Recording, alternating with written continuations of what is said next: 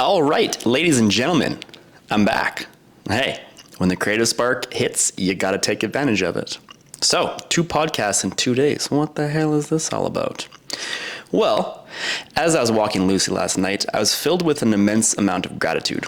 This got me thinking and led to the idea of inadvertently continuing yesterday's episode with one of the practices that I'm beginning to implement as of recent. Today's podcast is titled Replacing the Bad with the Good. My reasoning behind the title is, as mentioned, this has been a huge point of focus for me as of late. I mentioned yesterday that 2 weeks ago, I took a vacation down to BC, hoping to find silence away from my phone, and I found exactly that.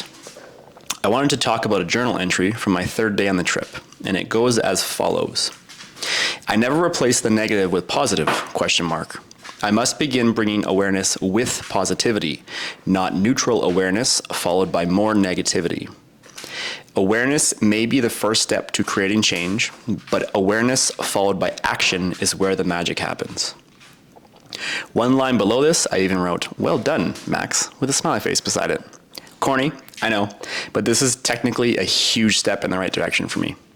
Maybe you can relate, but genuinely affirming myself is still a very difficult task for me to honestly do. I've had a lot of questions about my experiences with EMDR since beginning this journey 6 months ago. So today I'm going to loosely walk you through how we've gone about it. I'm sure anyone who has done this before has had different experiences and outcomes. So just understand this is obviously my very subjective opinion and experience. I'm sure every therapist has different ways about going about this and even just initiating the actual process itself. For the purpose of today's pod, I'm going to refer to our EMDR sessions as quote unquote processing sessions, because not every one of our sessions do we actually perform EMDR. Our first processing session, we started on a positive topic. I believe we do this because we don't really know how each individual is going to respond. One of the worst things that can happen, and I alluded to this yesterday in the podcast, of how I felt like an open wound after a very intense session.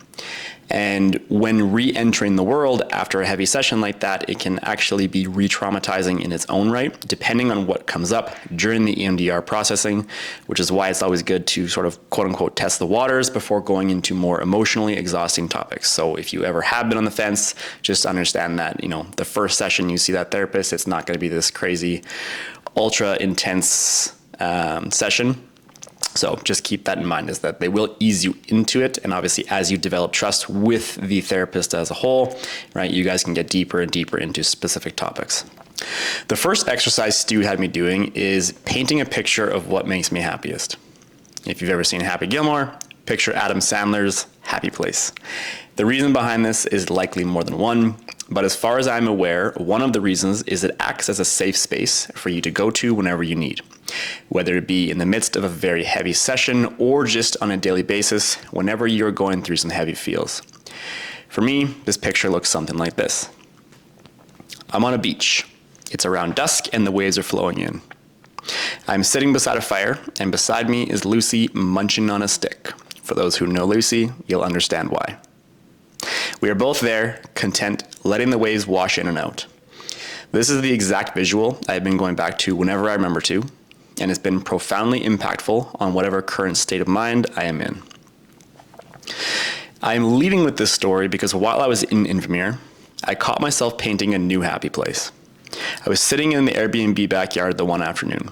The sun was peering through, I had a latte, a book, and Lucy was by my feet having a snooze after a long walk/swim we had just gone on. I was so full of joy. I don't even really have the words to describe what that felt like in my body, but I know for a fact it was feelings that I have not experienced in quite some time. I can't remember the name of the psychologist Stu had mentioned, but I believe the concept has recently become more popularized by Rick Hansen. The method he is referring to is called the HEAL method. It's an acronym, and for the life of me, I cannot remember what it stands for. A quick Google search also didn't suffice and or clarify, so I will ask Stu next Thursday and I will get back to you. But as Psychology Today explains, the idea behind this model is that by learning to engage in a positive experience, you develop a greater sense of resilience and self-worth. These feelings help to create an upward spiral in which good times build on themselves, further enhancing your happiness, it explains. So basically, the HEAL method he was speaking of includes a visualization component, which has you finding or even creating as many happy places as you can, so that you have a number of places to time travel to when things get heavy.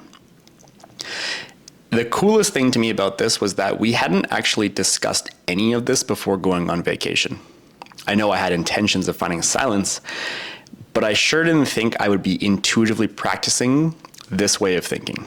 But that's exactly to reinstate why it is so important to give yourself space when you are actively doing the work. If I hadn't taken the time for myself, which for the record, we all deserve the time more than we may think, I never would have had the chance to really sit and absorb all of these positive changes that have been occurring. So, you might ask, how exactly is this a continuation from yesterday's podcast? Well, in true replacing the bad with the good fashion, I'm going to highlight all of the positives that have been happening these last few months since I spoke more about the heaviness in yesterday's podcast. So, truth be told, life's really good. Like, really good. I kind of touched on this yesterday, but it almost has a too good to be true feeling, which I am slowly beginning to trust that it is actually my reality. Ish. Slowly trusting that. So firstly, the gym is absolutely crushing it. Before buying into Free Fitness, I was skeptical of owning a business with two others. The lack of trust within myself was bleeding into my trust of others. But by openly communicating with Tony and Ty about everything that I have been experiencing these last 6 months, we have bonded in a way I never foresaw happening when we first opened up 18 months ago. We each have our strong suits, and by teaming up together, it has shown me that a team working in unison will always beat an individual working alone. Our community is rocking it, and I am just so excited every day I walk into that gym. This summer, I also had the opportunity to expand my business in a few different ways. One of which was I got to coach a coach, and this was a ton of fun. We are actually still working together. Her name is Kat. She's awesome. So if you are in the market for a coach and you don't want to work with my beautiful face, I would highly recommend her.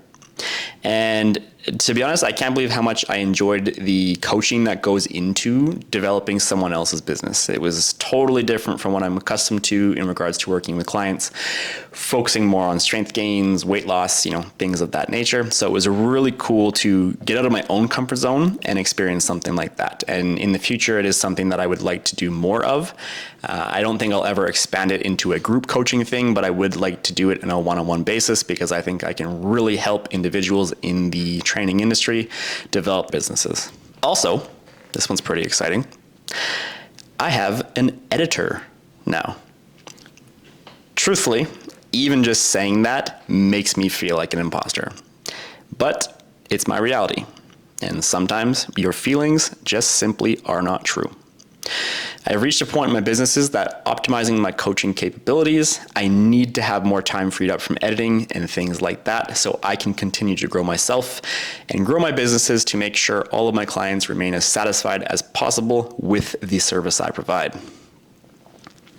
On top of all this, I raised my prices, and this has arguably been one of the best decisions I have ever made. And to be completely transparent, the only reason I did this was because of the work we have done to develop my self-worth and the belief within myself and my capabilities when it comes to helping others achieve their goals. I have always struggled immensely with pricing because of my quote-unquote lack of education, aka not having a university degree. Simply put, that is complete and utter nonsense. I've been coaching for over 13 years. I have trained at this point thousands of individuals, ranging from weight loss, Olympic weightlifting, you name it. I've pretty much coached someone in some way, shape, or form over that period of time. There is absolutely no reason imaginable why I shouldn't be charging more than what I was, and truthfully, still am. Even after raising my prices, there's been points where I'm still understanding and realizing that I'm offering a lot and I need to charge accordingly. Otherwise, I will start to get burnt out and I will start to resent what I'm doing. And I love what I'm doing. I love what I do. I love helping people, but I need to make sure that I am compensated accordingly, because when I hear of coaches out there in the industry who are charging an absolute arm and a leg, who have less than half of the experience or less than, any of the credentials that I do have, it's frustrating for me to think that someone has that high of self-worth. And I know that I'm working towards that, and I know I will get there, but there is days where, again, I get quite frustrated seeing how, confident others can be. Again, I am definitely working on that. That being said, with all of these external positives, internally, I'm also finally beginning to trust myself. I'm beginning to trust my capabilities. I'm beginning to trust my judgment and trusting the belief that I am worthy of the success that I know I am worthy of. Originally, I had wrote down that I think I am worthy of, but how we speak to ourselves really carries a lot of weight. So I changed that and I bolded it to I know I am worthy of. So to wrap things up today, I'm going to leave you with a challenge. I challenge you to not only paint your own happy place, but to start searching for more than just one. Pay attention. Those happy places are literally all around you. You just need to pay attention. And if you are struggling with this, put your effing phone away and go for a walk. I guarantee you this challenge will become much easier without the complete and utter day ruiner in your pocket. Quickly, I do like cell phones. They have allowed me to have a thriving online business. But again, we gotta be honest with ourselves. And is this piece of technology improving your current life, or is it wrecking your current life? And that's only you know that answer. As always, thank you very much for listening. I appreciate each and every one of you. Also, make sure to subscribe, not follow, but subscribe on YouTube. It costs you $0 and it helps out the channel a whole hell of a lot. I hope you guys have a great rest of your afternoon, and hopefully we talk soon.